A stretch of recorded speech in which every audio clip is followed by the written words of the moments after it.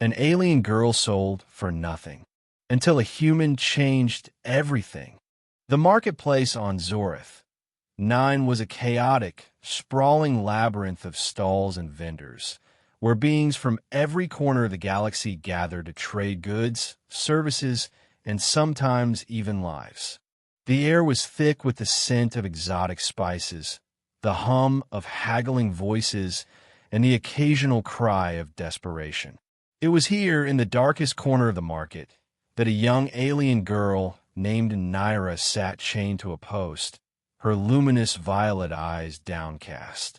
Naira was a Celestian, a species known for their ethereal beauty and innate connection to the stars. Her skin shimmered like starlight, and her hair flowed like liquid silver. But her radiance had been dimmed by weeks of captivity, her spirit crushed by the cruelty of her captors. She had been taken from her homeworld, her family torn apart, and now she was being sold like a piece of merchandise.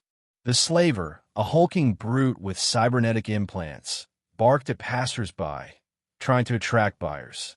"A Celestian girl," he shouted, "rare and beautiful, perfect for servitude, or whatever else you desire." Naira's heart sank as she listened to his words. She had heard stories of what happened to Celestians who were sold into slavery, forced labor, entertainment, or worse. She closed her eyes, trying to block out the noise, but the fear was overwhelming. Then, amidst the chaos, she heard a human voice, calm and steady. "How much for the girl?" Naira's eyes snapped open, and she saw a man standing before her. He was tall and lean, with dark hair and piercing green eyes. His clothing was simple but well-made, and he carried himself with an air of quiet confidence. He was unlike anyone she had ever seen. The slaver grinned, sensing an opportunity. "For you, my friend, a special price. 5,000 credits." The man's expression didn't change. 500, he countered.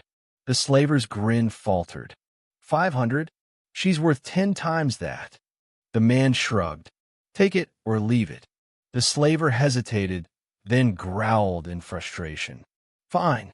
500. The man handed over the credits, and the slaver unchained Naira, shoving her toward him.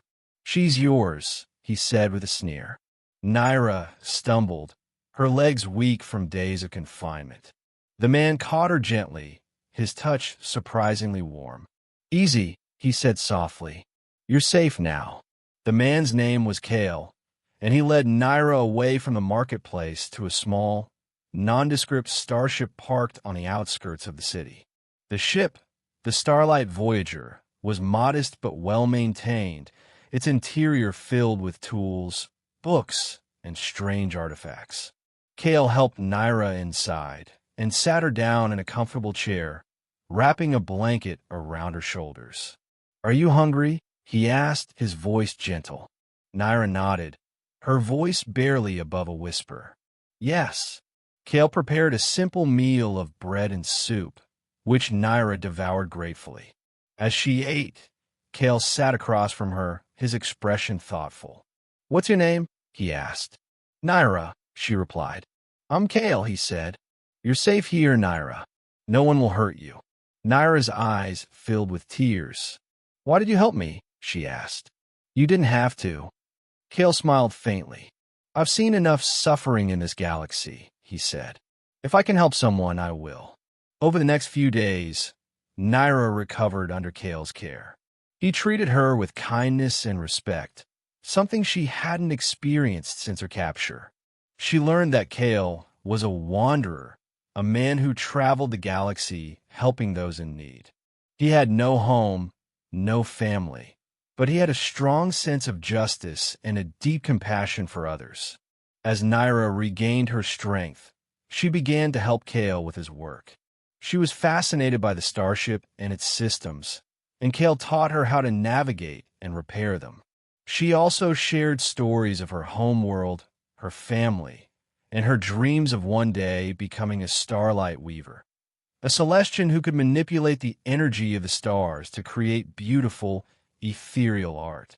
Kale listened intently, his admiration for Naira growing with each passing day. He saw not just a victim of cruelty, but a strong, resilient young woman with a bright spirit and a kind heart. But their peace was short-lived. One night, as they prepared to leave Zorith, 9, they were ambushed by the slaver and his gang. The slaver had realized that Naira was far more valuable than he had thought, and he was determined to take her back. The fight was fierce, but Kale and Naira worked together to fend off their attackers. Naira used her knowledge of the starship's systems to outmaneuver them, while Kale used his combat skills to protect her. In the end, they managed to escape, but Kale was badly injured. Naira tended to his wounds, her hands trembling as she worked. "You could have died," she said, her voice filled with emotion. Kale smiled weakly. "It was worth it," he said, "to keep you safe." Naira's eyes filled with tears, and she leaned down, pressing her lips to his in a gentle, heartfelt kiss. Kale's heart raced as he kissed her back, the warmth of her touch melting away the pain and fear. In the days that followed, their relationship deepened. The danger they had faced together had forged a bond that neither could deny. They found solace in each other's arms, their love a beacon of light in the darkness of the galaxy. But they knew that their peace was temporary. The slaver would not give up so easily, and they needed to find a way to escape for good. Using Kale's knowledge of the galaxy and Naira's connections, they devised a plan to leave Zorith, 9, and start a new life together. They repaired the starship and set off into the stars, leaving behind the chaos and cruelty of the marketplace. Their journey took them to a remote colony on the edge of the galaxy, a place where they could live in peace and anonymity.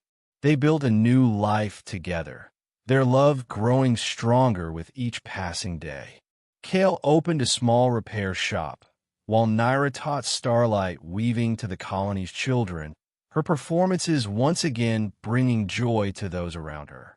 One evening, as they stood on a hill overlooking the colony, Naira turned to Kale. "Thank you," she said softly, "for giving me a second chance." Kale smiled, his eyes reflecting the starlight. "You've given me more than I ever could have imagined," he said.